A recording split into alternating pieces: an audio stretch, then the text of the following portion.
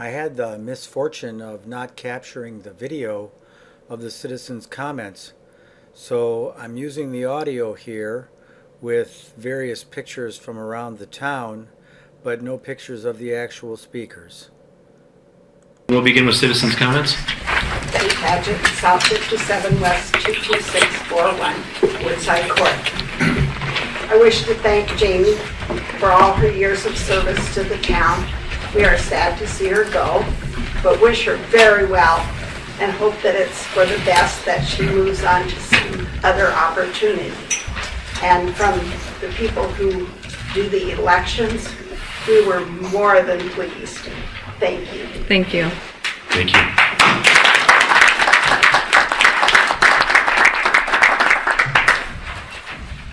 I reiterate, Jamie, you made front page headlines for 3 minutes. That's number 3. I have a general comment for the whole board. Jamie's just one straw. The attorney, sorry to see you go to Hector, that's another straw. Then our town auditors. What's going on with your town? And then Mark Billings, you're always in the Now magazine, no opinion section. I wish just once there wasn't anything about our town in the paper. Thank you. Thank you.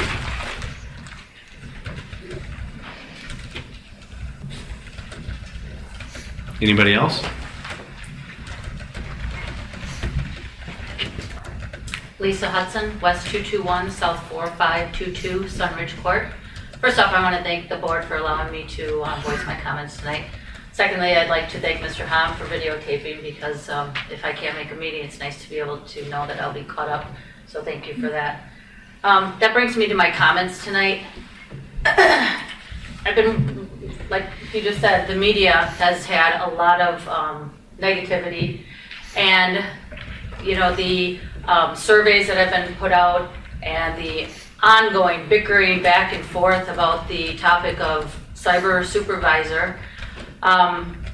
Frankly, there are valid points on both sides. I see that. But this brings me to my point that if the electors are paying for the board to represent us, to vote for us, to attend meetings, then the electors should be the ones to decide whether we are going to pay for those board members to do this in person or to do it by Skype. So I'm asking that the board take this topic and add it to the agenda for our next meeting. And I'm asking that the board approve the placement of a referendum on the next April elections ballot, and let the electors decide whether they want to pay for the board members to attend the meetings in person or do it by Skype and be done with this whole mess. Thank you. Thank you. Sandy Hahn, West 230, South 3827 Milky Way Road. As I sat down to prepare these comments, there was no shortage of material to speak about. It was sure tempting to jump into the mud or to spend my full 3 minutes discussing the truth about legal fees in neighboring towns. I see in Chris Cookhagen's December 10th Waukesha Now article that the chairman references our legal budget of $90,000 and says, quote, "It's much more than similar sized towns around us. Many are at 10,000 and 20,000, end quote. I would truly like to see the many towns on the list, ones which are budgeting 10 to 20 for legal expenses. I did learn firsthand this week that at the town of McWanago, they spend $47,000 to $70,000 annually, and at the town of Brookfield, they budget and spend $90,000 annually. Or I could have chosen to address at length the oft-repeated number of 10 times as if it was real instead of just a mythical number. But like Ms. Paget, for me this evening is about Clerk Jamie Salentine and Hector De La Mora. Clerk Salentine and Hector De La Mora have served this town to the best of their abilities, and I'm sure that is something everyone in the room can agree on.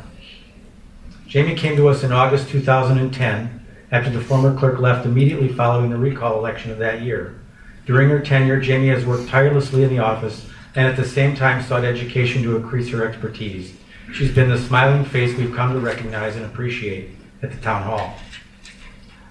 She was here to follow up during a difficult transition after the recall of 2010 and now again has endured another tumultuous transition to the current board.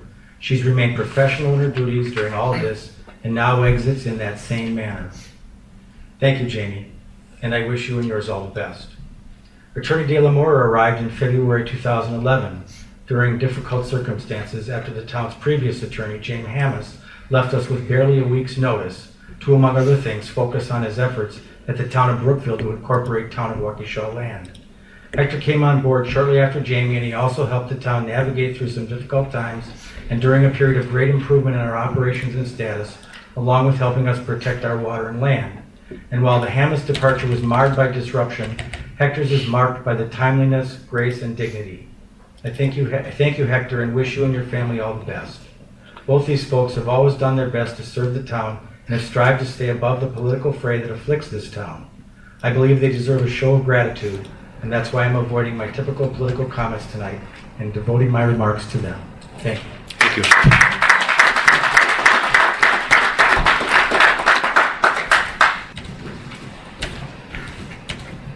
Anybody else? I have to say something. Mary Graves, West 279, South 3382 Town Line Road.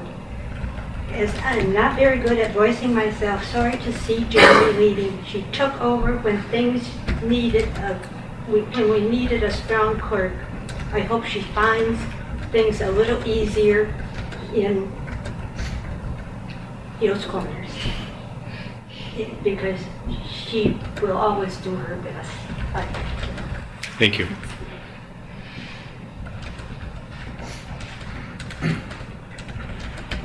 Anybody else? Jim Radke, South 42 West 25448 Dale Drive. I too am tired of seeing it in the paper, and then I get the phone calls from friends and colleagues in neighboring communities that like to harass me about all the bickering that goes on. Once the media gets a hold of it, it kind of goes viral. This last meeting was typical to form. Everything that happened on the internet that I saw and was brought to my attention was odd, to say the least. So I did some math. I saw that the increase was 0.03%, and you apparently are the tax monger that are going to tax us to the max. So I did the math, and since I was an elector that voted for that and said, okay, let's take the budget as it is and approve it, I feel responsible as well. So the math on that comes out to actually pretty low. I was surprised at all the hoopla about it that even made the Belling show, but must have been a slow news day. Certain house on Milky Way Drive owned by Sandy, who had a problem with the budget going that high, because of course nobody wants the taxes to go up, said that not all of us had had a prosperous year and could be some financial hardship. So I believe my numbers are right, and I'll be corrected on the internet tomorrow if it's wrong. Your house is $315,900. Last year's taxes, Sandy, were $592. This year's came to $593.26. It's $1.26. I was an elector. I'm personally responsible for that. I have $1. Sorry, only $1.25. I'm a penny short. If anybody can make that up, we'll make it whole. Thanks. Thank you. Angie Van Sock, Glendale Road. I think Sandy has summed it up for us very well with the departure of both Hector De La Mora and Jamie. It was a very difficult time. And I personally want to thank you both for your efforts and your dedication during a very, very difficult time. And appreciated every moment of time that you spent, no matter how difficult it became, and that you stuck with it for this length of time under very, very difficult circumstances. Thank you. Thank you. Anybody else?